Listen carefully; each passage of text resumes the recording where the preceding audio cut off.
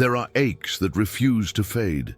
They linger in silence, not because you're weak, but because something sacred began and was never allowed to finish.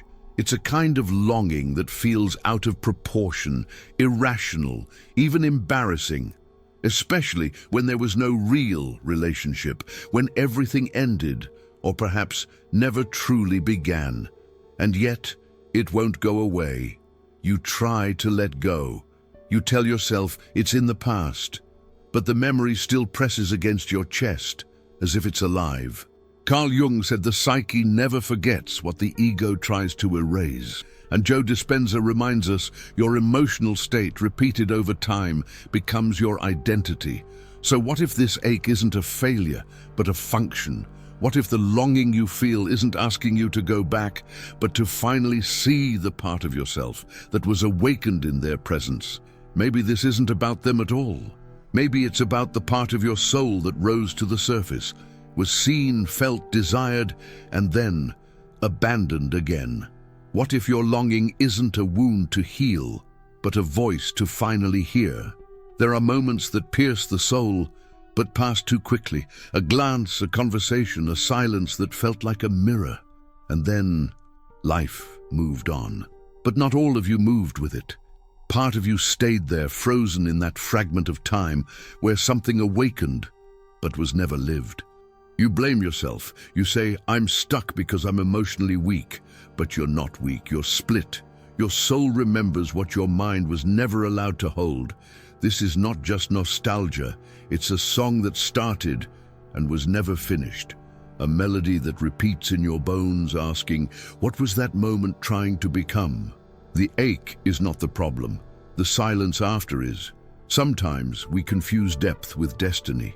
We feel something so intense, so luminous that it seems impossible it was just a fleeting connection. The energy is too strong, the memory too alive, the emotion too vast, so we call it love. We build a myth around it, not because of who they truly were, but because of what we briefly became in their presence. You say, we must be meant to be. Why else would I feel this way? But the soul doesn't speak in straight lines. It speaks in archetypes, in awakenings. Carl Jung reminds us that archetypes are not people. They are forces. And sometimes what rises within us is not a person, but a myth we projected onto them. Like Orpheus turning for Eurydice, not because she was his destiny, but because he couldn't carry forward the part of himself she had mirrored. You weren't aching for him. You were aching for the you that emerged when he appeared. And that's what the soul wants back. Not a romance, a revelation. There is a particular kind of absence that feels like identity loss. Not because someone left, but because a version of you disappeared with them. It's easy to say, I miss how he loved me. But if you pause and listen deeper, what aches is not just the love, it's the mirror. The moment you were seen, felt, reflected in someone's eyes as something whole. Jung called it the anima and animus, the inner feminine and masculine images we carry, waiting for recognition. And sometimes we project them outward, only to finally recognize something within. You miss the gaze that gave your soul shape, the atmosphere where your truth could breathe. But it was never just about him. It was about how alive you felt in his presence, as if some hidden part of you had finally been granted permission to exist. And when he left, it wasn't just him you lost. It was that sudden sunlight falling through your window, gone too quickly. And now you walk through the days not missing the glass, but the light. There's a kind of memory that doesn't live in the mind. It lives in the body. A place, a voice, a glance, returns uninvited, echoing in the heart as if the moment never truly ended. You may find yourself replaying scenes in your mind, dreaming of him, fantasizing a reunion, not because you want to relive the past, but because something sacred was awakened and left unclaimed. You say, my heart wants him. But Jung would ask, does your heart truly want him? Or does it want to recover the part of you that rose like a flame in his presence? Joe Dispenza reminds us, Energy imprints itself in our nervous system.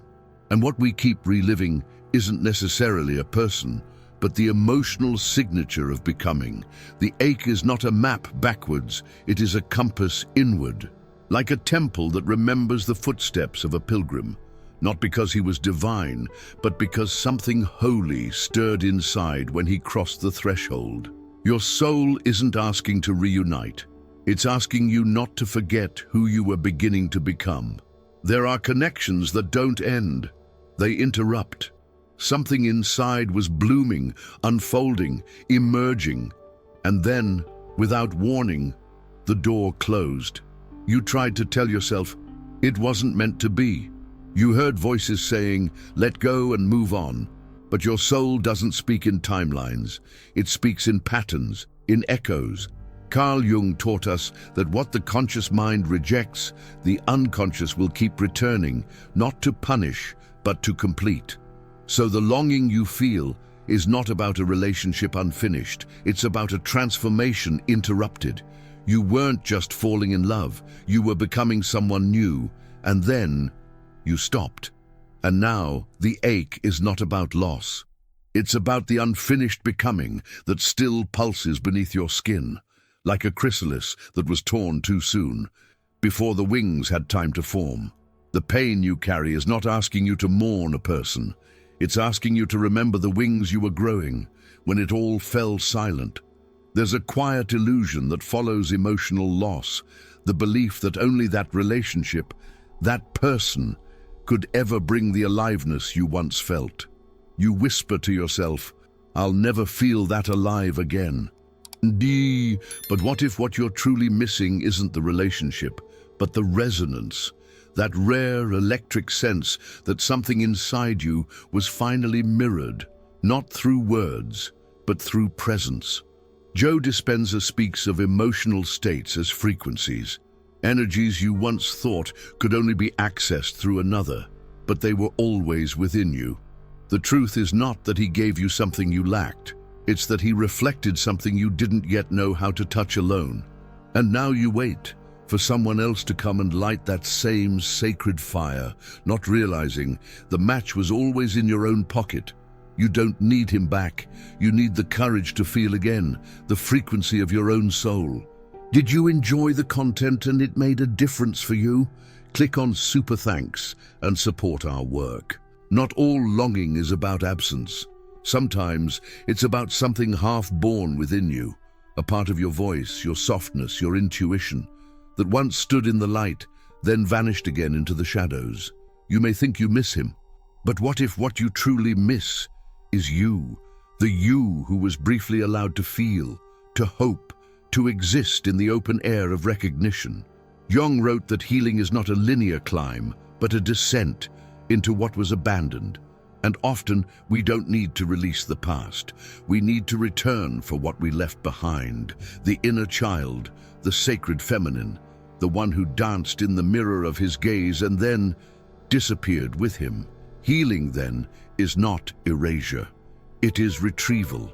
Like Inanna, the Sumerian goddess who descended to the underworld, not for her lover, but to reclaim her own forgotten throne. Longing is not a chain pulling you backward. It is a map asking where you last left yourself. There comes a moment when the ache becomes familiar, not as torment, but as presence. It no longer begs for a return. It begins to whisper truth. You may think the ache means something is missing. But what if the ache is the soul's voice, trying to give birth to something long held inside? Jung said the soul speaks through symbols, and longing is one of its most mysterious languages. Joe Dispenza reminds us, repeated emotion forms the scaffolding of identity. And so this longing, carried for so long, becomes not just a memory, but a mirror. The pain isn't pulling you backwards, it's pointing to something within that wants to be named. You've held this ache like a shell to your ear, expecting to hear the sea of someone else's return. But one day you realize the sound you've been listening to was your own voice all along, and it has always been calling you home. So perhaps it was never just about him. Perhaps what you called longing was your soul asking to be seen, not by another, but by you. Longing is not emotional residue. It is psychic guidance. It doesn't ask for the past to return. It asks for the sacred to be remembered, for the voice that trembled in his presence to now speak in your silence, for the part of you that awakened even briefly to be welcomed back into your life, not as fantasy, but as essence. You weren't meant to forget him. You were meant to understand what he revealed. And now it is no longer about reunion. It is about reintegration. CarlJung reminds us, the soul speaks in symbols. Joe Dispenza shows us, emotion repeated becomes identity.